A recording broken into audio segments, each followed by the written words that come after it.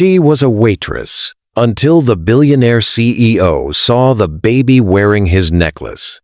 The necklace on my 3-year-old daughter just cost me everything. The man who noticed it, her dead father's billionaire brother. And he's not leaving this diner without answers. 3 years ago, right after he disappeared from Mira's life, leaving only a note saying he needed time to figure things out. She'd been 2 months pregnant. "How old is she?" Jet asked, though his calculating eyes suggested he already knew the answer. 3, Mira replied, seeing no point in lying. "And her father was your brother," Mira confirmed, her hand protectively on her daughter's shoulder. "But he never knew about her. He left before I found out I was pregnant." The life Mira had carefully built for herself and her daughter was about to change forever, all because of a necklace that a billionaire CEO recognized on a little girl in a diner. Mira Sloan wiped down the counter at Grady's diner, for the 3rd time that hour, her eyes darting to the clock above the kitchen door. Just 40 more minutes until her shift ended. Then she could pick up her daughter from Mrs. West's daycare and collapse into their tiny apartment's worn sofa. 3 years of this routine had worn grooves into her life, as deep as the lines beginning to form around her eyes at 28. "Order up," Cole called from the kitchen, sliding a plate of pancakes onto the pass-through counter. Mira grabbed the plate, plastering on her customer smile as she approached table 7. "Here you go, sir. Can I get you anything else?" The businessman barely looked up from his phone, waving her away. Mira retreated, used to being invisible to the suits who occasionally wandered into the diner from the financial district 6 blocks over. That's how the system worked. People like her served people like them, and they rarely bothered to see the human being behind the uniform. She glanced at the clock again. 38 minutes. Her feet ached from the double shift she'd pulled yesterday, and her back screamed from the night spent on the lumpy mattress she couldn't afford to replace. Single motherhood wasn't what she'd planned when she graduated with honors with her business degree 5 years ago, but life had other ideas. The bell above the door chimed, and Mira turned, freezing when she saw who entered. Everyone in the city would recognize Jet Parker, tech innovator, venture capitalist, and one of the wealthiest men under 40 in the country.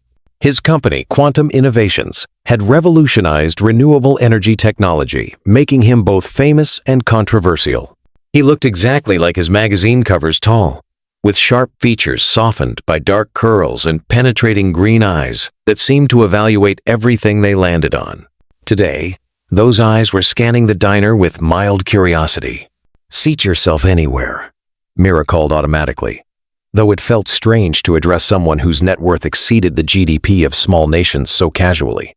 Jet nodded, sliding into a booth by the window. Mira approached with a menu and coffee pot, her hands suddenly unsteady. "Coffee?" she asked, proud that her voice remained even. "Please," he replied, his voice deeper than she expected. As she poured, Mira noticed he wasn't wearing a wedding ring. Not that it mattered. Men like Jet Parker didn't end up with single mothers who worked double shifts at diners. The world was divided into people who served and people who were served, and that line was rarely crossed. "What brings you to this part of town?" she asked, making conversation as she set down the menu. "We don't usually see many executives here." Jet looked up, really seeing her for the first time. "Building inspection. I'm looking at purchasing the old Tate building down the street for a new community innovation center. That abandoned place? It's been empty for years, which makes it perfect for renovation," he replied with a slight smile. "I believe in revitalizing neighborhoods, not gentrifying them." Mira nodded, surprised by his answer. "The special today is blueberry pancakes with a side of bacon." "Sounds perfect," he said, handing back the menu without opening it. As Mira turned to place his order, the bell above the door chimed again. Mrs. West stood there, looking flustered, with 3-year-old Isla in her arms. "Mira, I'm so sorry," the older woman said, approaching the counter. "My son had an emergency, and I need to close the daycare early today." Mira's stomach dropped. "Mrs. West, I still have 30 minutes left on my shift. I can't." "I know, dear. I'm truly sorry." Mrs. West set Isla down, who immediately ran to her mother, pigtails bouncing. "Mommy!" Isla wrapped her arms around Mira's legs, her face beaming. Mira knelt down, hugging her daughter while her mind raced through options. She couldn't afford to lose this job, but Cole was strict about no children in the diner during shifts. He'd made that clear when he hired her, his voice dripping with disdain. This isn't a daycare center. Customers don't want to see kids running around while they eat. As if on cue, Cole emerged from the kitchen, his eyes narrowing at the sight of Isla. Mira, you know the rules. Cole, please. It's just for half an hour. My childcare fell through. Not my problem, he cut her off. Either find someone to take her, or clock out now. Your choice. Mira felt tears of frustration burning behind her eyes. This was the reality for working mothers, one childcare hiccup away from unemployment, with bosses who saw children as inconveniences rather than human beings. Is everything all right? Jet's voice came from behind her. Mira straightened, embarrassment heating her cheeks. Yes, just a childcare emergency. I'm sorry for the disruption. Cole's demeanor instantly changed, his scowl transforming into a deferential smile at the sight of the billionaire. Mr. Parker, sir, what an honor to have you in our establishment. Please don't worry about this. I'll take care of it. Jet ignored him, his eyes moving to Isla, who was now hiding partially behind Mira's legs, peeking out curiously. His expression changed, a strange intensity crossing his features as he stared at the little girl. That necklace, he said, his voice barely audible. Where did she get that necklace? Mira looked down. Around Isla's neck hung a simple gold pendant with an unusual geometric design, a triangle within a circle, with a small emerald at its center. It was the one thing Mira had kept from her brief relationship with Isla's father. It was a gift, Mira said cautiously, pulling Isla closer. Jet stepped forward, his eyes never leaving the pendant. From whom? I don't see how that's any of your business, Mira replied, her protective instincts flaring. I apologize, Jet said, visibly collecting himself. It's just that pendant is unique. Family heirloom unique. I designed it myself 5 years ago. Mira felt the blood drain from her face. It couldn't be. Lennon had told her he'd had the necklace custom made, but he'd never mentioned. You're Lennon Cross's brother, she whispered, the pieces suddenly falling into place. Jet's eyes snapped to hers. You knew my brother? Knew? Mira echoed, her heart sinking at his use of past tense. He died in a climbing accident 3 years ago, Jet said, his voice tight. In Switzerland. 3 years ago. Right after he'd disappeared from Mira's life, leaving only a note saying he needed time to figure things out. She'd been 2 months pregnant. I didn't know, she said softly. I'm sorry. Jet was looking at Isla again, taking in her dark curls and green eyes, cross-family traits that Mira had always attributed to Lennon. How old is she? He asked, though Mira suspected he'd already calculated the answer. 3. Mira replied, seeing no point in lying. And her father? Was your brother, Mira confirmed, her hand protectively on Isla's shoulder. But he never knew about her. He left before I found out I was pregnant. Jet's expression was unreadable, a storm of emotions crossing his face too quickly to identify. May I? He asked, gesturing to the booth. Mira hesitated, then nodded. Isla, sweetie, go sit with Mrs. West for a few minutes while Mommy talks to this gentleman. Once Isla was safely out of earshot with Mrs. West, who had agreed to wait, Mira slid into the booth across from Jet. I never tried to find him, she said defensively. I didn't want anything from your family. Lennon never mentioned you, Jet said, his tone not accusatory but confused. We were together for 6 months. He was using a different name when we met Luca Dane. I only found out his real identity by accident. When I saw his ID, he made me promise not to tell anyone who he really was. Mira twisted her hands in her lap. He said he was tired of people only wanting him for his family connections. Understanding dawned on Jet's face. That sounds like Lennon. He was always running from the family name, trying to make his own way. He was kind to me, Mira said softly. But when he left, I was alone, pregnant, with no way to contact him. And you never thought to look up the Parker Cross family? We're not exactly difficult to find. Mira's chin lifted. I have my pride, Mr. Parker. Lennon made his choice. I made mine. Jet studied her for a long moment. She has his eyes, he finally said, and my mother's smile. She's smart, Mira offered. Already knows her alphabet and can count to 20. Love stories about the moon and stars.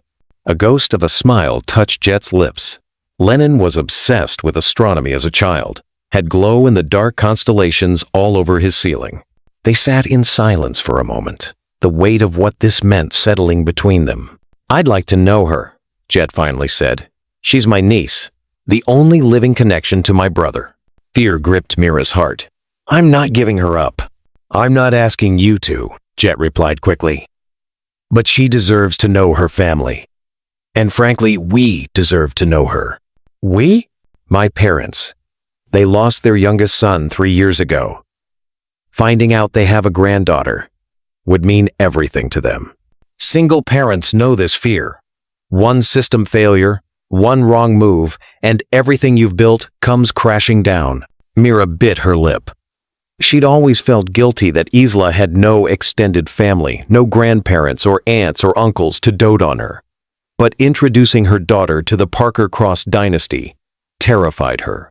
I need time to think, she said finally. Jet nodded, pulling out a business card and writing something on the back. This is my personal number. Call me when you're ready to talk. As he stood to leave, he paused. What's her full name? Isla, Mira replied. Isla Lennon Sloan. Something in Jet's expression softened. Lennon. You named her after him. It seemed right, Mira said simply.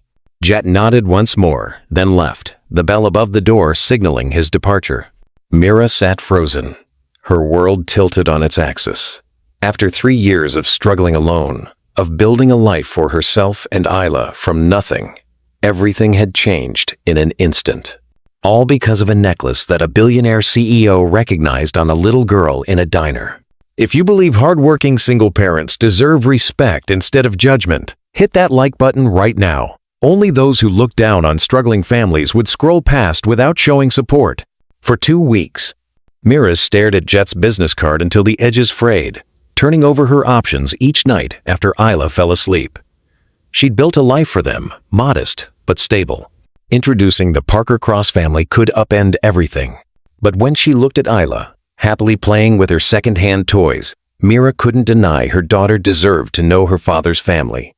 To have opportunities Mira could never provide alone. Finally, she made the call. I'd like Isla to meet her grandparents, she told Jet, but I have conditions. Name them, he replied without hesitation. This is about Isla knowing her family, not about money. I don't want anything from you or your parents. Understood. And I need to be present for all visits. At least at first. Of course. A DNA test confirmed what they already knew, and 2 days later, Mira found herself clutching Isla's hand as they approached the wrought iron gates of the Parker Cross estate, second-guessing her decision for the 100th time. The gate swung open automatically, and Jet's sleek electric car glided up the curved driveway. He'd insisted on picking them up himself rather than sending a driver, a gesture Mira appreciated. Big house, Isla whispered, her eyes wide as she took in the Mediterranean-style mansion. Very big, Mira agreed, her stomach knotting with anxiety. Jet glanced at them in the rearview mirror. My parents are excited to meet you both, he said, his tone gentler than Mira had heard it before. They've been redecorating the guest house all week. Guest house? Mira echoed. Just in case you ever want to stay over, Jet clarified quickly. No pressure. The car stopped at the front entrance, where an older couple waited on the steps. Ava and Arlo Parker Cross looked exactly as their society page photos suggested, elegant, with silver-streaked dark hair and the same green eyes as their sons. But the expression on Ava's face as she caught sight of Isla was something no photograph could capture: pure, undiluted hope. Arlo stood beside her, tall and imposing in an expensive suit despite being at home. His face remained impassive, eyes coolly assessing as they exited the car. She looks just like Lennon at that age, Ava whispered as they approached, her hand clutching her husband's arm for support. Arlo's expression didn't change, but Mira noticed his jaw tighten. Indeed. Mira knelt beside Isla. Sweetie, These are your grandparents, your daddy's mommy and daddy. Isla, normally shy with strangers, studied the couple with solemn green eyes, Lennon's eyes. Then, to everyone's surprise, she stepped forward and held out her hand formally. I'm Isla Lennon Sloan. I'm 3.5. Ava knelt, taking the tiny hand in hers. I'm very pleased to meet you, Isla Lennon. I'm your grandmother, Ava. Do you have cookies? Isla asked seriously. Grandmas in books always have cookies. Ava laughed, a sound of pure delight. I have 3 kinds of cookies. A chocolate cake and ice cream. Would you like to see? Isla nodded enthusiastically, allowing Ava to take her hand and lead her inside. Arlo remained behind, his gaze now fixed on Mira. Miss Sloan, he said, his voice as cold as his eyes. I believe we have matters to discuss. Father, Jet warned. We agreed. It's all right, Mira interrupted. Yes, Mr. Parker Cross, I imagine we do. Arlo led them to his study, a wood-paneled room lined with books and family photographs. Mira noticed Lennon featured prominently in many of them. A smiling boy with his brother, a teenager with a camera, a young man in graduation robes. Let's be direct, Arlo said, closing the door. What are your expectations regarding my family's relationship with your daughter? Mira straightened her spine. I expect Isla to be treated with love and respect. I expect her to know her father's family. I expect nothing for myself. And financially? Arlo pressed. Surely you understand the Parker Cross name comes with certain advantages. Cam isn't a Vanders. Cam isn't a Vanders. Cam isn't a Vanders. I don't want your money, Mr. Parker Cross. I've supported Isla for 3 years without it. Admirable, but unrealistic. My granddaughter is entitled to her father's trust fund, at minimum. I don't want Isla to grow up thinking money solves everything, Mira replied firmly, or that her value comes from her last name. Arlo studied her with new interest. Most people in your position would be negotiating for more, not less. I'm not most people, and I won't have you thinking I engineered this meeting for financial gain. Father, Jet interjected, Mira didn't seek us out. I found them by chance. Arlo waved a dismissive hand. So you've said, but you must admit the timing is convenient. Lennon has been gone 3 years, and suddenly a child appears. A child with Lennon's eyes and mother's smile, Jet cut in sharply. A child whose DNA test confirmed what we already knew. A child Mira has raised alone while working multiple jobs. Despite knowing exactly who our family is, Mira stood, anger flaring. I don't need to defend myself to you, Mr. Parker Cross. I came here so Isla could know her family. But if you're going to treat me like some gold digger who tricked your son, we'll leave, right now. The room fell silent.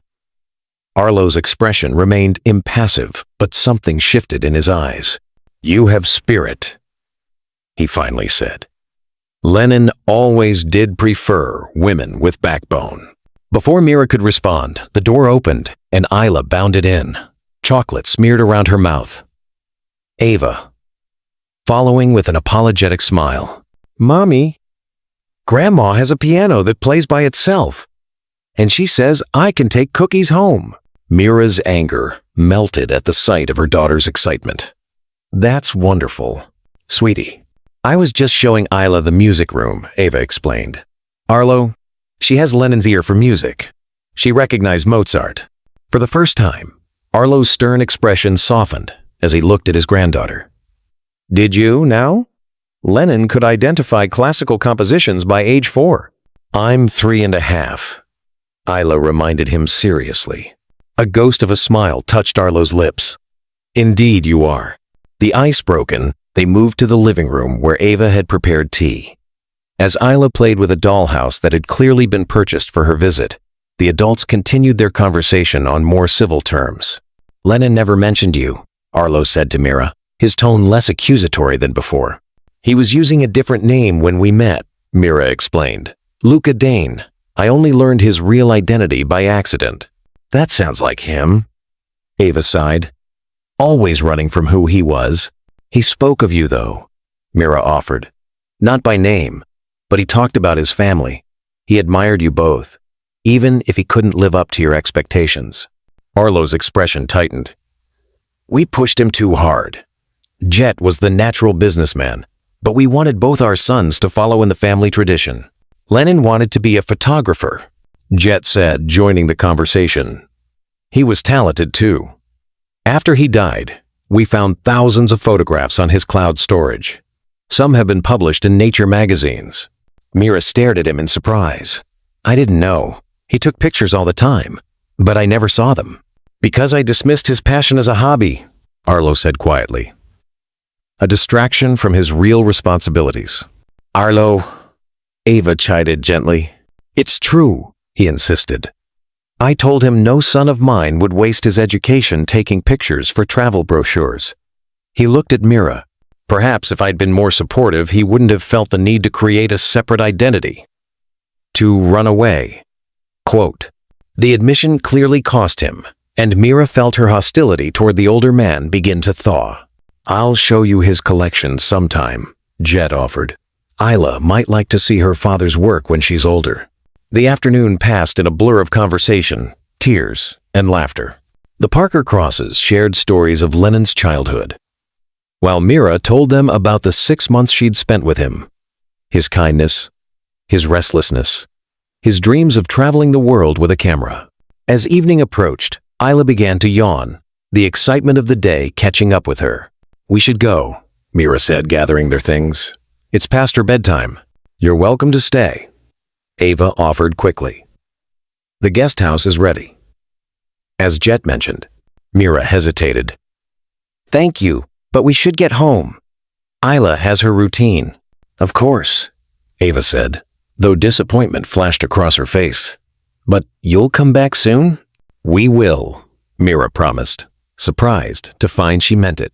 As Jet drove them back to their apartment, Isla fell asleep in her car seat, clutching a teddy bear Arlo had given her, one that had belonged to Lennon as a child. Your parents are very kind, Mira said, breaking the comfortable silence. My mother is, Jet replied. My father is complicated, but he means well, and they're already in love with Isla. I can see that. Mira watched the city lights pass by the window.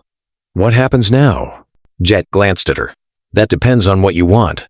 I want what's best for Isla. Which is? Mira sighed. I don't know anymore. A week ago, I would have said our life was fine as it was. Now you've seen what she could have. Jet finished for her. It's not about the money, Mira said firmly. I know that, Jet surprised her by saying. If it were, you would have sought us out years ago. It's about family, belonging, legacy. Mira nodded, relieved he understood. I have a proposal, Jet said after a moment. The community center I'm developing, the one that brought me to your diner that day, it needs a director, someone who understands the neighborhood and its needs. And you think that's me? Mira asked skeptically. You have a business degree you never got to use, Jet replied. Yes. I looked into your background. You graduated with honors before you met Lennon, then put your career on hold when Isla came along. Mira stiffened. You investigated me? I investigated the mother of my niece, Jet corrected gently, and found someone who sacrificed her own ambitions to give her daughter stability. Someone who refused to seek out a wealthy family that could have made her life easier. Mira relaxed slightly. A business degree from a state university hardly qualifies me to run a multi-million-dollar community center. Your understanding of what that neighborhood needs is more valuable than any Ivy League MBA, Jet countered. And you'd have support of full staff, resources, training. The position comes with an apartment in the renovated building, 3 bedrooms, security, and a rooftop garden. Mira's mind raced. The offer was tempting, almost too tempting. And what do you get out of this arrangement? Jet's expression grew serious. Isla would be closer to us. You both would. We've lost 3 years already. I don't want to lose any more time with her. I need to think about it, Mira said, though part of her already knew what her answer would be. Of course. Jet pulled up outside her apartment building, a stark contrast to the Parker Cross estate they'd left behind. Take all the time you need. Comment family over status if you believe love matters more than social standing. Only elitists who judge others based on their bank accounts would stay silent. 3 months later, Mira stood in her new office, overlooking the neighborhood she'd called home for years. The Tate Building had been transformed from a derelict eyesore into a gleaming community hub with spaces for education, entrepreneurship, childcare, and the arts. The transition hadn't been seamless. Some community members were suspicious of Jet's motives, fearing gentrification, disguised as philanthropy. Mira had spent countless hours in community meetings, explaining that the center would prioritize existing residents, offering affordable programs and employment opportunities. Her relationship with the Parker Crosses had evolved too. Ava visited weekly, usually bearing gifts for Isla that Mira sometimes had to gently refuse as too extravagant. They were learning, though, understanding that Mira wanted Isla grounded despite her newfound connection to wealth. Arlo's transformation had been more surprising. The stern patriarch had gradually softened, especially around Isla. He'd even apologized to Mira for his initial suspicions, a gesture Jet assured her was unprecedented. "Miss Sloan?" Her assistant's voice came through the intercom. "Mr. Parker is here to see you." "Send him in," Mira replied, smoothing her skirt nervously. Jet entered, looking less like a CEO in his casual button-down and jeans. "The art studio equipment arrived," he said by way of greeting. "Want to see it?" "Lead the way," Mira replied, falling into step beside him as they walked through the building. "How's the staff training going?" he asked. "Well, everyone's excited about the grand opening next week." Mira glanced at him, though I'm still not sure about the name. Jet had insisted on calling it the Lennon Cross Community Innovation Center, despite Mira's concerns about drawing attention to Isla's connection to the family. "It honors him," Jet said simply, "and it acknowledges Isla's heritage without putting her in the spotlight." As they reached the art studio, a tall man in an expensive suit was examining the equipment with a critical eye. Reagan Knox, a prominent local developer, had opposed the center from the beginning, claiming it would disrupt his plans for revitalizing the area, which everyone knew meant luxury condos that would price out current residents. "Miss Sloan?" Reagan greeted her with a smile that didn't reach his eyes. "Quite an impressive setup, though I wonder if it's sustainable. These neighborhoods tend to underappreciate such investments." "The residents here appreciate opportunity, Mr. Knox," Mira replied coolly. "Something your development plans never offered them." Reagan's smile tightened. "Jet, I didn't realize you were personally overseeing this project. Seems beneath your pay grade." "Nothing about helping communities is beneath me, Reagan," Jet replied, "though I understand why you might think so." Reagan's eyes narrowed. "We should discuss the zoning changes I proposed." "Your father seemed interested." "My father doesn't make those decisions anymore," Jet said, "and neither do you." After Reagan left, Mira turned to Jet. "What was that about? You two clearly have history." Jet's expression darkened. Reagan was Lennon's friend in college.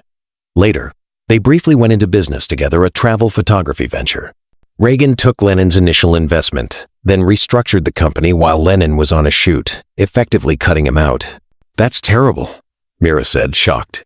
"It was one of the things that pushed Lennon to create his Luca Dane persona. To start fresh without the Parker Cross name, attracting opportunists like Reagan." Jet shook his head. "Now Reagan's trying to do to this neighborhood what he did to my brother, take something with potential and exploit it for his own gain." They continued their tour of the center, the encounter with Reagan temporarily forgotten as Jet watched Mira inspect the equipment, her expertise growing more confident each day. "You're good at this," he observed, "running things, leading." Mira smiled. "Turns out, single motherhood is excellent management training." "Isla's thriving," Jet said. "My mother says she's reading at a first-grade level already." Ava had taken to tutoring Isla 3 afternoons a week, nurturing her granddaughter's quick mind with the same dedication she'd once given her son's. "She is," Mira agreed, "and she talks about Uncle Jet constantly. Thank you for the telescope, by the way, though I draw the line at the pony she claims you promised her." Jet laughed. "I said maybe for her 5th birthday. And only if we keep it at my parents' place." Mira shook her head, but she was smiling. These moments of easy conversation had become more frequent, the initial tension between them giving way to mutual respect and something warmer. "There's something else I wanted to discuss," Jet said, his tone shifting to something more serious. "Lennon's trust fund." Mira immediately stiffened. "We've been through this. I don't want Isla to have access to that kind of money until she's old enough to understand its value." "I agree," Jet surprised her by saying. "But I've been thinking about what Lennon would have wanted. He always said if he had children, he'd make sure they had opportunities without the pressure he felt." "What are you suggesting?" "A modified trust. Most of it stays untouched until she's 25, but a portion funds an educational account she can access at 18, provided she has a plan for at college. Starting a business, traveling to photograph the Northern Lights, whatever passion she develops." Mira considered this. "That sounds reasonable." "There's more," Jet continued. "I found something in Lennon's storage unit. Something I think was meant for you." He pulled a small box from his pocket and handed it to Mira. Inside was a ring, a simple emerald, surrounded by tiny diamonds, matching the pendant Isla still wore. "There was a receipt with it," Jet said quietly, "dated 3 days before he left for Switzerland." Mira stared at the ring, her vision blurring. "He was going to propose?" "I think he got scared," Jet said. "Lennon always ran when things got too real. But I also think he loved you, in his way." Mira closed the box, emotions too complex to name washing through her. "Thank you for giving me this, Mira," Jet said, his voice uncharacteristically hesitant. "There's something else I need to say." She looked up, surprised by the vulnerability in his expression. "These past months, getting to know you and Isla, it's changed me. You've changed me." "Jet, please, let me finish," he interrupted gently.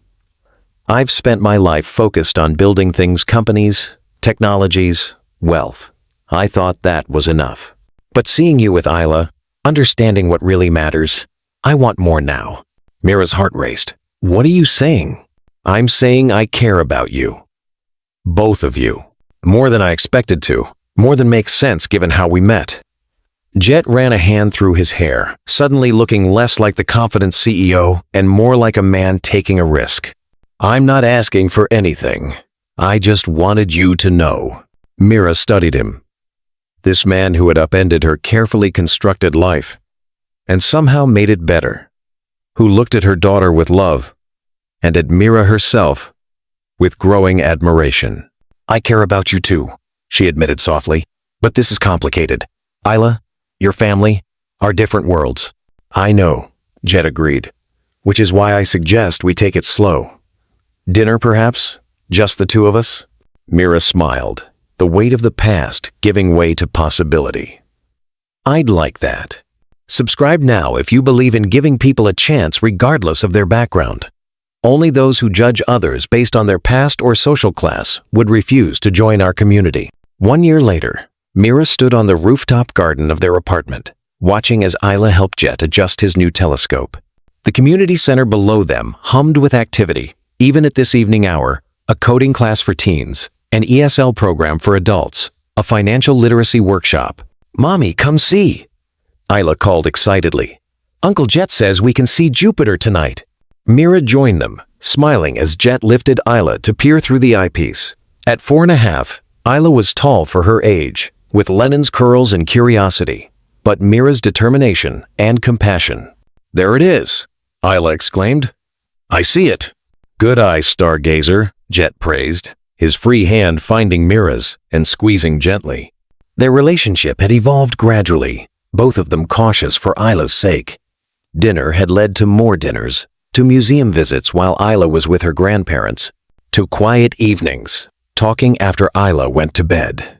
The Parker Crosses had embraced Mira fully, not just as Isla's mother, but as someone they respected in her own right. Arlo often consulted her on community initiatives for the family foundation, while Ava had become both mentor and friend. "Isla, it's getting late," Mira said. "Time to get ready for bed." 5 more minutes?" Isla pleaded, giving Jet a conspiratorial look. "Listen to your mother. Jet said firmly, though he winked at Isla. Jupiter will still be there tomorrow night. Promise? Promise. Now, scoot. Isla hugged them both before racing inside to her bedroom, leaving Mira and Jet alone under the stars. She's getting so big, Mira mused. Sometimes I look at her and still can't believe she's mine. Ours, Jet corrected gently. All of ours. Yours, mine, my parents, and Lennon's, in his way. Mira nodded, leaning against him as they gazed at the city lights. I never imagined this life, she admitted. Running the center, watching Isla flourish with this extended family. Finding. She hesitated. Finding what? Jet prompted. Finding love again. Mira finished softly. With my daughter's uncle. Of all people. Jet turned to face her, his expression serious. Does that bother you? The connection to Lennon? Mira considered this. It did at first, but you're so different from him, even though you share the same eyes, the same laugh sometimes. Lennon was running from himself. You know exactly who you are. I didn't, Jet confessed. Not until I met you and Isla. I was just as lost as Lennon, just in a different way.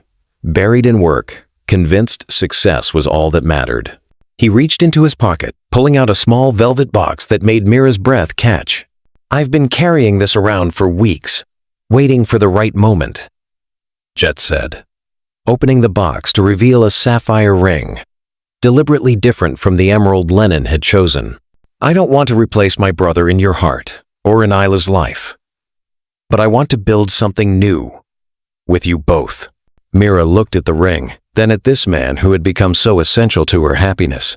Are you sure? Taking on another man's child is one thing, but this situation is extraordinary, Jet suggested. Like you, like Isla, like what we've found together. He took her hand. Mira Sloan, I love you. I love your daughter, our niece, this miraculous connection to my brother. Will you marry me? Complicated family tree and all? Mira laughed through sudden tears. When you put it that way, how can I refuse? As Jet slipped the ring onto her finger, a small voice came from the doorway. Are you going to be my dad now? Isla asked, her expression curious rather than concerned. Jet knelt to her level. Only if that's okay with you, Stargazer. I'll always be your uncle too. And I'll always make sure you know about your real dad. Isla considered this, with the seriousness only a 4-year-old could muster. I think my real dad would be happy, she finally declared. Grandma says he always wanted you to be happy, and Mommy makes you happy. She does, Jet agreed, his voice thick with emotion. Very happy.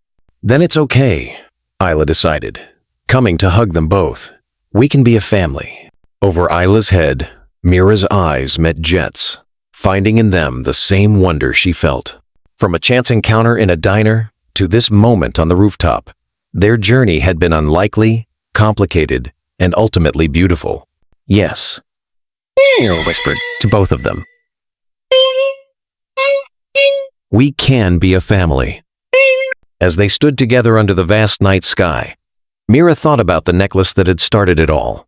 A small golden pendant that had connected past to present, brother to brother, and created a future none of them could have imagined. A waitress, a billionaire CEO, and a little girl wearing a necklace that changed everything. The news of Mira and Jet's engagement spread quickly. Ava was ecstatic, immediately talking about wedding venues and flower arrangements. Arlo was more reserved, but clearly pleased, especially when Isla announced she would be getting a real dad. Not everyone shared their joy. Reagan Knox had been increasingly vocal in his opposition to the community center, spreading rumors that it was merely a tax write-off for the Parker crosses and questioning Mira's qualifications. He's just bitter, Jet assured Mira, after a particularly nasty article appeared in the local business journal. The center is succeeding where his development plans failed. It's not just that, Mira replied, showing him an email she'd received that morning. He's trying to get the board to review my position. Claims there's a conflict of interest now that we're engaged. Jet's expression darkened. Reagan has always been threatened by anything he can't control. First, Lennon's talent. Now, your success. What do you mean about Lennon's talent? Jet hesitated. There's something I haven't told you. Reagan didn't just push Lennon out of their business venture. He took credit for Lennon's photographs, the ones that won awards, and launched the company's success. Mira stared at him in shock. That's theft. It was legal. Thanks to the contract Lennon signed without reading carefully. It broke him. Mira. Made him doubt his talent, his judgment. It's part of why he ran. Understanding dawned on Mira. And now Reagan's trying to do the same to me. Undermine my confidence. Question my abilities. Exactly. But you're stronger than Lennon was. And you're not alone. 2 years later, the Parker Cross family gathered at the estate for Isla's 7th birthday celebration. The sprawling gardens had been transformed into an astronomy-themed wonderland, with constellation maps, a portable planetarium, and a cake shaped like the solar system. Mira watched from the terrace as Isla, now a confident 7-year-old with her father's curls and her mother's smile, led her friends on a scavenger hunt designed by Jet, each clue teaching them something about the stars. She's thriving, Ava said, joining Mira with 2 glasses of lemonade. Lennon would be so proud. I think so too, Mira agreed, accepting the drink gratefully. Their relationship had evolved from awkward politeness to genuine affection over the years. Ava had become not just a doting grandmother to Isla, but a mother figure to Mira, whose own parents had passed away before Isla was born. How are you feeling? Ava asked, her eyes dropping to Mira's slightly rounded belly. Mira placed a protective hand over the small bump. Better now that the morning sickness has passed. Though we haven't told Isla yet, wanted to wait until after her birthday. She'll be thrilled, Ava assured her. She's been asking for a sibling since you and Jet got married. The wedding had been intimate but elegant, held in the gardens of the Parker Cross estate, with Isla as flower girl. Mira had worn a simple ivory gown, and Jet had surprised her by learning to dance properly for their first dance weeks of secret lessons, resulting in a waltz that brought tears to everyone's eyes. There you are, Jet said, joining them on the terrace. Isla's looking for you both. She's about to open presents and insists the whole family must be present. The word family still warmed Mira's heart. What had begun as a shocking revelation in a diner had blossomed into something beautiful. A blended family, bound by love for a little girl who connected them all. They made their way to the main garden, where Isla sat surrounded by presents, her friends gathered around her. Arlo stood nearby, filming everything with the same camera that had once belonged to Lennon. Mommy, Grandma, come sit by me, Isla called, patting the spaces beside her. As Mira took her seat, she caught Jet's eye over their daughter's head. His smile held a promise that whatever came next, they would face it together. The celebration was interrupted by the arrival of an unexpected guest. Reagan Knox strode across the lawn, a gift box in his hands, and a smile that didn't reach his eyes. Hope I'm not too late, he called. Couldn't miss little Isla's big day. Mira felt Jet stiffen beside her. Reagan, this is a private family gathering, and I'm practically family, Reagan replied smoothly. Lennon and I were like brothers. I'm sure he'd want me here. Arlo stepped forward, his expression cold. I think you should leave, Knox. Reagan's smile faltered. Now, Arlo, is that any way to treat a business associate? Especially one who's about to become a major investor in Parker Cross Industries? What are you talking about? Jet demanded. Oh, didn't your father tell you? We've been discussing a partnership. Very hush-hush, of course. Mira watched the color drain from Jet's face as he turned to his father. Arlo's expression remained impassive. We'll discuss this later, Jet. This is Isla's day. Reagan set his gift on the table. For the birthday girl. Something special from Uncle Reagan. You're not my uncle, Isla said clearly, her young face serious. My only uncle is my dad now. A flash of anger crossed Reagan's face before he masked it with another smile. Smart girl, just like your father. Thank you for the gift, Mr. Knox, Mira said firmly. But as Jet said, this is a family celebration.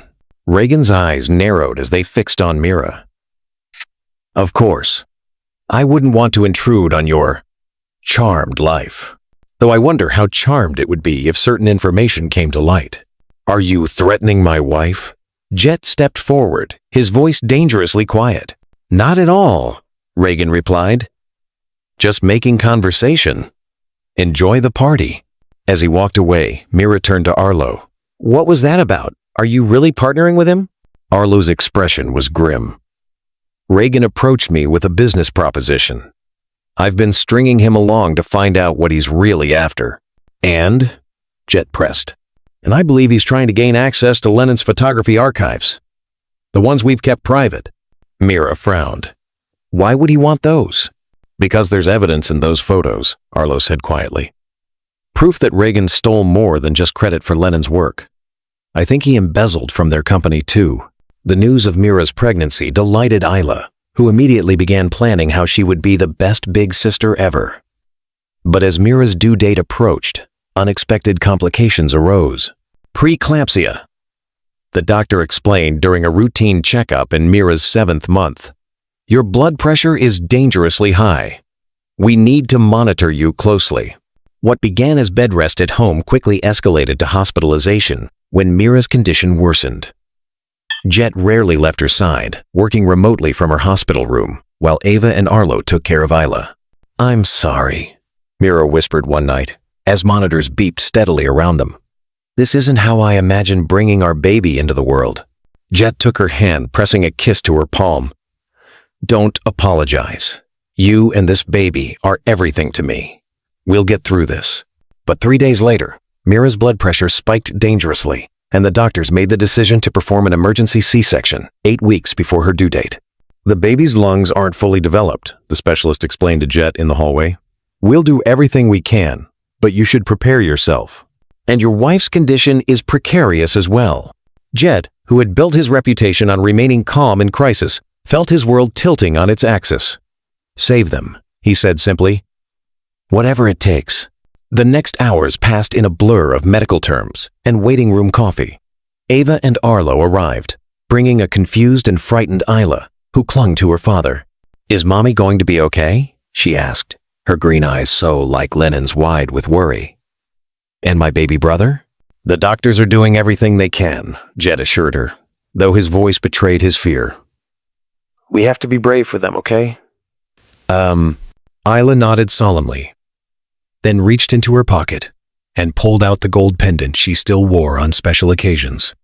Grandma says this is lucky. Maybe it will help. Jet's throat tightened as he accepted the necklace, the very one that had brought them all together. Thank you, Stargazer. I think it will.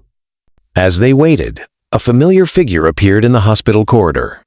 Reagan Knox approached, his expression uncharacteristically somber. I heard about Mira, he said to Jet. I wanted to see if there was anything I could do. You've done enough, Jet replied coldly. Reagan glanced at Isla, then lowered his voice. Jet, I know we've had our differences, but this isn't the time for that. I genuinely want to help. Why? Jet demanded. You've done nothing but try to undermine Mira since the day you met her. Reagan hesitated. Because I owe it to Lennon. I wasn't a good friend to him. I took advantage of his trust, his talent. I've regretted it every day since his death. Jet studied him skeptically. And I'm supposed to believe this sudden attack of conscience? Believe what you want, Reagan replied. But I'm here if you need anything, for Lennon's sake. Before Jet could respond, the surgeon appeared, his expression giving nothing away. Mr. Parker, your wife is stable. The procedure was successful, though she'll need time to recover. And the baby? Jet asked, hardly daring to breathe. Your son is very small, just under 4 pounds. His lungs are underdeveloped as we expected, so he's on a ventilator in the NICU. The next 48 hours will be critical. Isla tugged at Jet's hand. Can we see them? Your mother is still sleeping, the doctor explained gently. But I can take your father to see the baby briefly. Jet knelt before Isla. I'll go check on your brother, and then I'll come right back to tell you all about him. Grandma and Grandpa will stay with you, okay? The NICU was a different world, hushed voices, beeping monitors, and tiny lives fighting their first battles. Jet followed the nurse to an incubator where his son lay, impossibly small and fragile, connected to tubes and wires. "You can touch him," the nurse encouraged, "just through these openings in the incubator."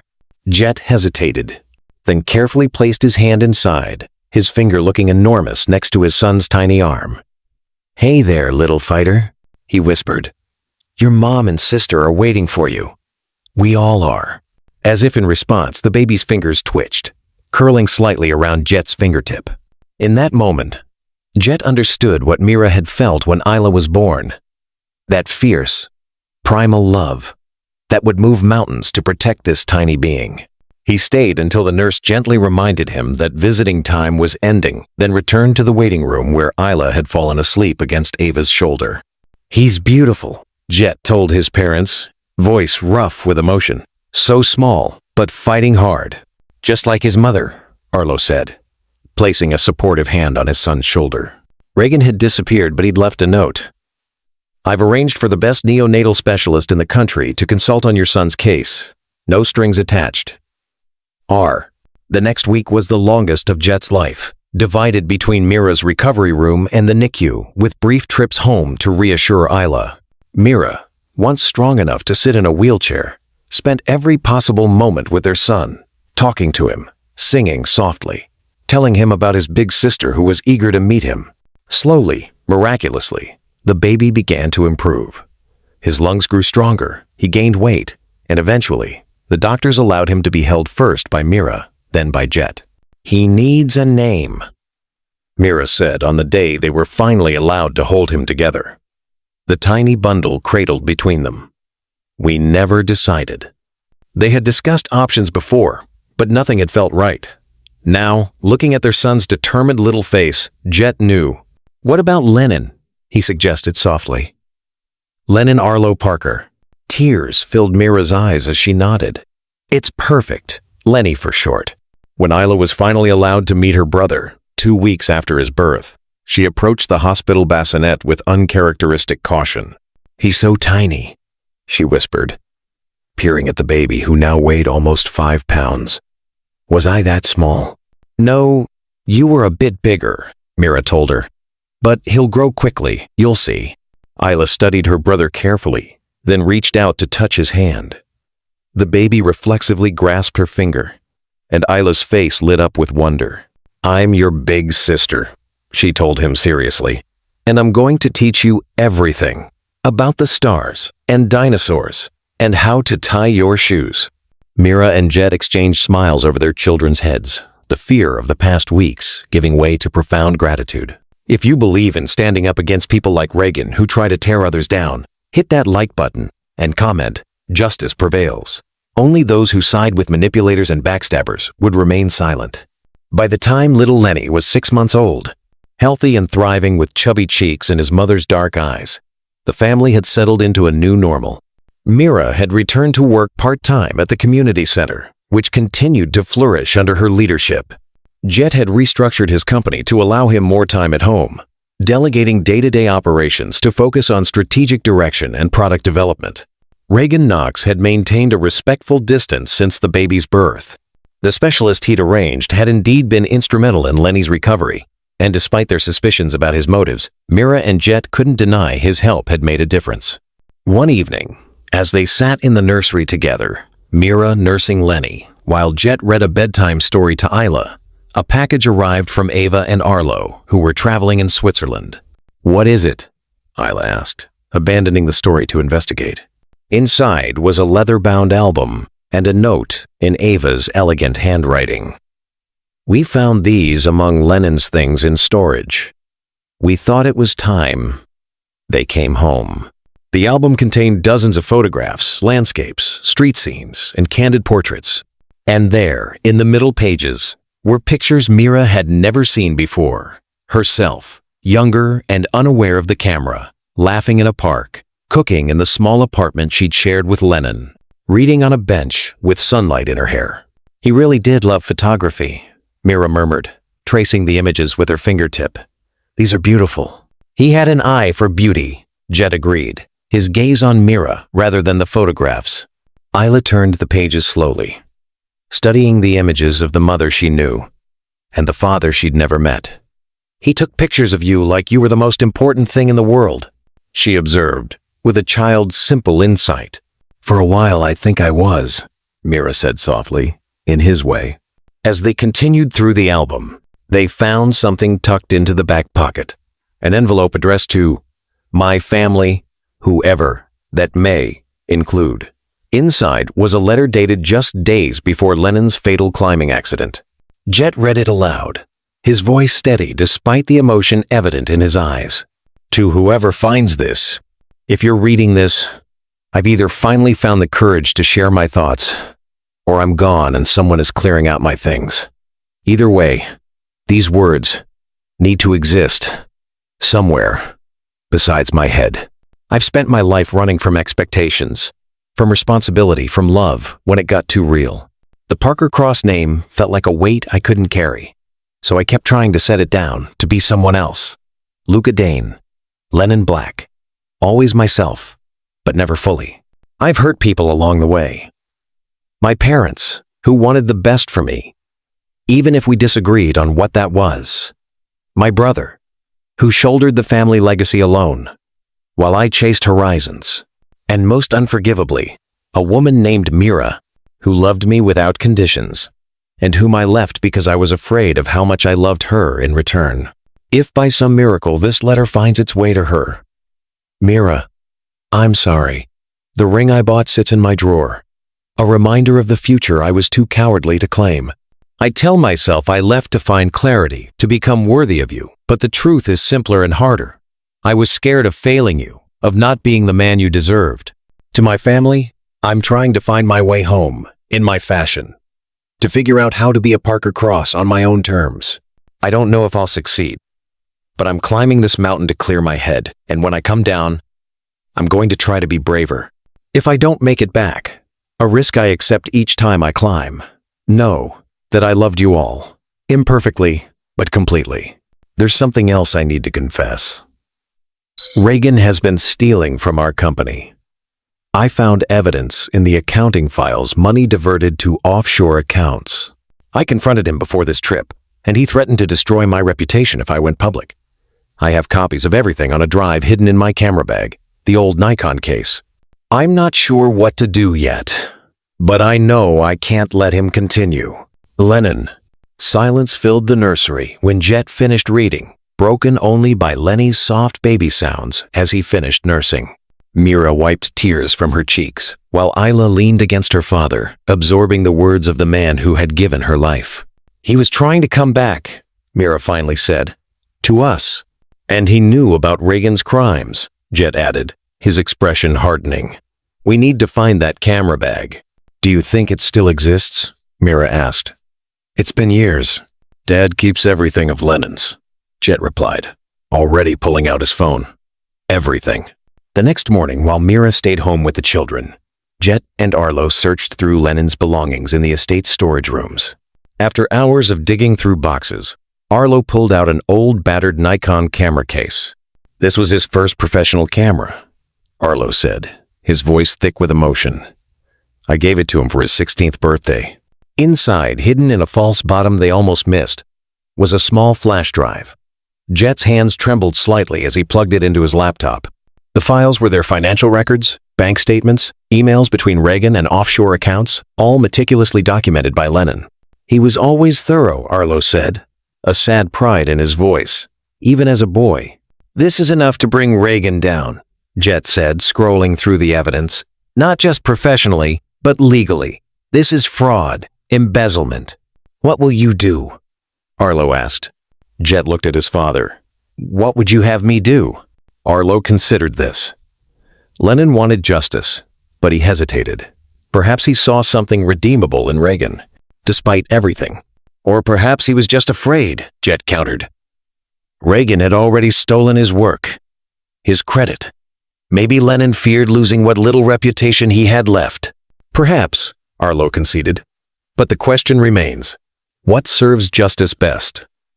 Now, revenge or redemption? Jet had no immediate answer. That evening, he shared the discovery with Mira, showing her the evidence Lennon had gathered. We could destroy Reagan with this, he said. End his business, possibly send him to prison.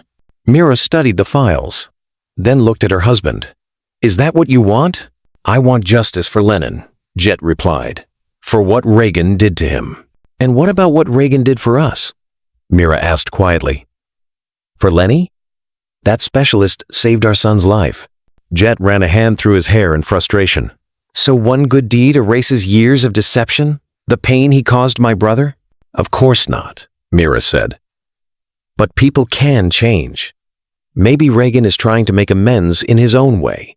Or maybe he's manipulating us again, Jet countered, using our gratitude to protect himself. They were interrupted by Isla, who appeared in the doorway in her pajamas. Is everything okay? You sound angry. Jet softened immediately. Everything's fine, stargazer. Just grown-up problems. Isla climbed onto the couch between them. Is it about Uncle Reagan? Mira and Jet exchanged surprised glances.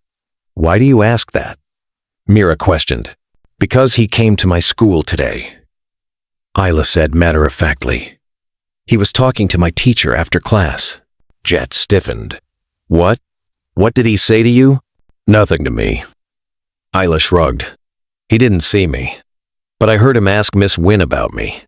If I was doing okay after the baby came. Mira felt a chill run down her spine. Isla, if you ever see him again, you come straight to me or Daddy, okay? Don't talk to him alone. Isla nodded, confused but sensing the seriousness of the situation. Is he a bad person? Jet and Mira exchanged looks again. How to explain the complexities of adult betrayal to a 7-year-old? He made some bad choices, Jet finally said. And hurt people we care about. Like my real dad? Isla asked perceptively. Yes, Mira confirmed. But it's complicated, sweetheart. Sometimes people do bad things, then try to do better. Like when I broke Grandma's vase and then helped her glue it back together, Isla suggested. Despite the tension, Mira smiled. Something like that, though adult mistakes can be bigger and harder to fix. After Isla went to bed, Jet made a decision. I'm going to confront Reagan. Not with the authorities, not yet. I want to hear what he has to say first. I'm coming with you, Mira insisted. This involves my family too. The next day, they arranged to meet Reagan at his office. He seemed unsurprised by their request, welcoming them into his sleek, modern space with cautious politeness. I've been expecting this conversation, he said, gesturing for them to sit. Ever since I heard about Lennon's letter. Jet stared at him. How did you know about that? Arlo told me, Reagan admitted. He called yesterday, said you'd found something Lennon left behind. I can guess what it is. Financial records, Mira said bluntly. Evidence that you stole from your company with Lennon. That you committed fraud. Reagan didn't deny it. Yes, I did those things. I was desperate, in debt, and Lennon was the trusting type. Too trusting. And the photographs? Jet pressed. Taking credit for his work? That too. Reagan acknowledged, his usual confidence absent.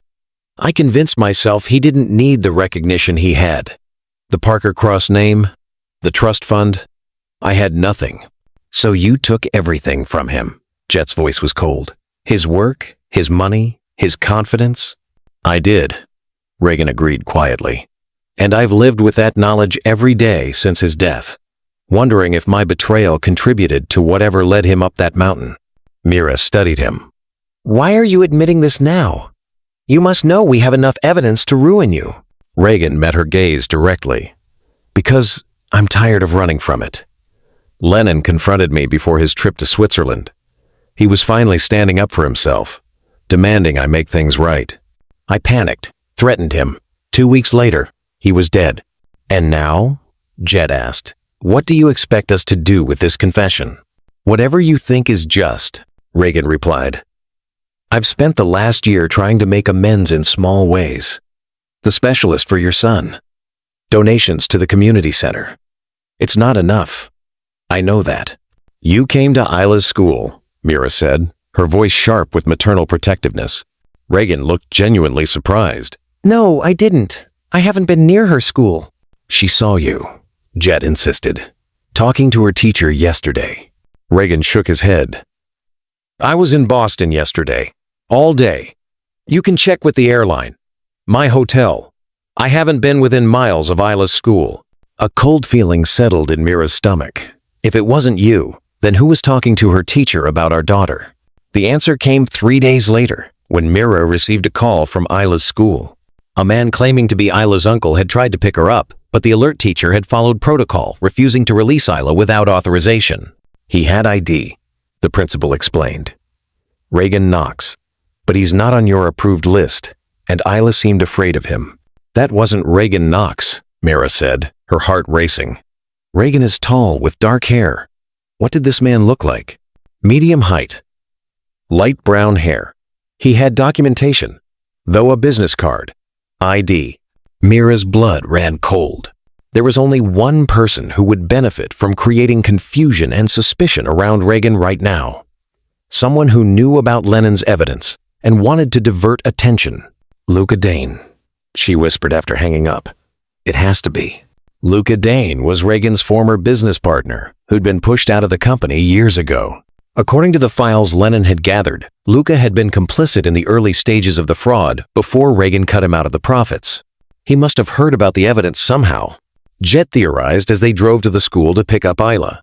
And he's trying to frame Reagan, make us suspect him of something worse than financial crimes. By targeting our daughter, Mira said, her voice tight with fear and anger.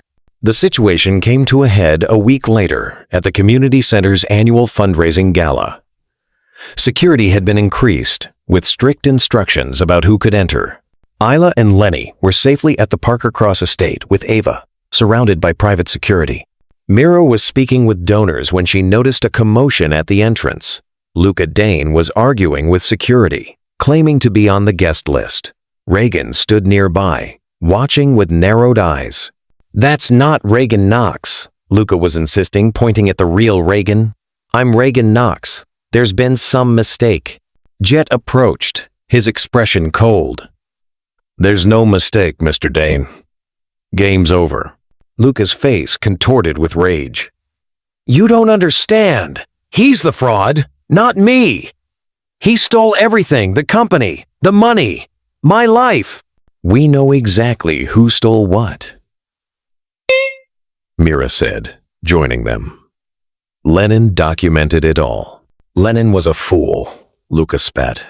He trusted everyone. Even after Reagan betrayed him, he still believed people could change. That's why he died on that mountain. Because he was weak. Reagan stepped forward, his face pale. What did you say? Luca seemed to realize his mistake too late. I meant, you were there, Reagan said slowly. In Switzerland. You followed him. The security guards moved closer as Luca's expression turned calculating. Prove it, he challenged. You can't. Actually, we can. Arlo's voice came from behind them. He approached, holding a tablet. Lennon's cloud storage had one final upload, a video he took the morning of his climb. He turned the tablet to show them all. There was Lennon, younger and more carefree than Mira remembered, speaking to the camera. Day 3 of the summit attempt. Someone's been following me on the trail. I spotted him at camp last night. Looks like Luca Dane, Reagan's old partner. Not sure why he's here, but I'm changing my route just in case. If anything happens, check my Nikon case. Everything you need is there. The video ended, and all eyes turned to Luca, who had gone deathly pale. It was an accident, he whispered. I just wanted to talk to him, to convince him to share the evidence against Reagan with me. We struggled on the path. He fell. The security guards moved in, restraining Luca as Jet called the police. Reagan stood frozen, staring at the tablet where Lennon's face had been moments before. I thought he died because of me, he said quietly to Mira. Because of the pressure I put on him. He died because of Luca's greed, Mira corrected gently. Not yours. My greed was no better, Reagan admitted. I just wasn't willing to kill for it. As the police led Luca away, Arlo approached Reagan. The truth always surfaces eventually. Some bury it deeper, but time has a way of bringing everything to light. Lennon believed people could change, he said. Even at the end, after everything. Perhaps he saw something in you worth believing in. Reagan looked at the older man with surprise. I don't deserve that faith. None of us deserve the second chances we get, Arlo replied. The question is what we do with them. Later that night, after the gala had ended, and the truth about Lennon's death had begun to sink in, Mira and Jet stood on the balcony of their home, processing the day's events. I never imagined we'd learn the truth about Lennon's death, Mira said softly. All these years, I thought it was just a tragic accident. In a way it was, Jet replied. Lennon was in the wrong place at the wrong time, with the wrong person, but at least now we know. And Reagan? Mira asked. What happens with him? Jet sighed. He's agreed to make full restitution for the money he took. And he's signing over all rights to Lennon's photographs. They'll be published under Lennon's name, with proceeds going to a foundation for young photographers. Redemption is possible then. Mira mused. With justice alongside it, Jet added. One doesn't negate the need for the other. They fell silent, watching the city lights below. So much had changed since that day in the diner lives intertwined. Truths revealed. A family formed from the most unlikely beginnings. Do you ever wonder, Mira asked, what would have happened if I hadn't kept that necklace? If Isla hadn't been wearing it that day? Jet considered this. I believe we would have found each other somehow. Some connections are just meant to be. Mira leaned against him, thinking of all they'd been through, the suspicion, the fear, the gradual building of trust and love. Even the painful parts? Especially those, Jet replied, wrapping his arm around her shoulders. They led us here. Inside the house, their children slept peacefully. Isla with her books about space scattered around her bed. Baby Lenny in his crib clutching the soft toy his sister had selected for him. Two children connected by blood to two brothers. One gone but not forgotten, one present and devoted. And between the adults on the balcony, the understanding that family isn't always what you're born into or what you plan for. Sometimes it's what finds you when you least expect it in a diner. On an ordinary day, when a billionaire CEO notices a necklace on a little girl who turns out to be the key to everything that matters. This story shows how we can overcome judgment, elitism, and betrayal to build something beautiful. Subscribe to Mr. Sterling's Secrets of Love if you stand against those who would keep others down. Only those with hearts as cold as Luca Dane's would watch this story and not join our community of believers in second chances. 5 years later, Mom, Dad, hurry up or we'll miss the meteor shower. 12-year-old Isla called from the backyard, where she had set up her advanced telescope, a gift for winning the regional science fair with her project on light pollution. Coming, stargazer, Jet replied, helping 5-year-old Lenny into his jacket. Got the hot chocolate, buddy? Lenny nodded solemnly, carefully carrying the thermos his grandmother had prepared. At 5, he was the image of his father, thoughtful, methodical, with a quiet determination that reminded everyone of both Parker Cross brothers. Mira joined them, carrying blankets for their midnight stargazing. The community center she directed had become a model for similar projects across the country, and she had recently been appointed to the city's education board, a position that allowed her to advocate for arts and science programs in underserved schools. Jet, too, had evolved. While still chairman of his company, he had shifted its focus toward sustainable technologies and educational initiatives. The Lennon Cross Foundation, established in memory of his brother, funded photography programs for at-risk youth and wilderness education. Reagan Knox had made good on his promise of restitution. After repaying the money he'd stolen, he'd moved to Seattle to start over, occasionally sending updates on his new photography gallery that showcased emerging artists. He never asked for forgiveness, but his actions spoke of a man trying to make amends. As they settled on blankets in the yard, Isla already narrating the celestial event, with expertise beyond her years, Mira leaned against her husband's shoulder. Happy? He asked softly.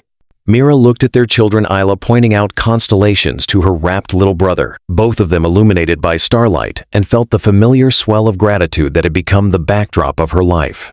Completely, she answered, and it was true. Above them, the first meteor streaked across the sky, a brilliant flash of light against the darkness. Isla gasped in delight. Lenny clapped his hands, and Jet pulled Mira closer. In that moment, under the vast canopy of stars, Mira thought about the unlikely path that had led them here. A waitress in a diner. A billionaire CEO. A little girl wearing a necklace that connected past to present, lost to discovery, ending to beginning. And she knew, with absolute certainty, that some things were simply meant to be, not in a way that diminished the pain or the struggle, but in a way that honored how beauty could emerge from unexpected places. 10 years later. Mom, have you seen my acceptance packet? I need to double-check the orientation schedule.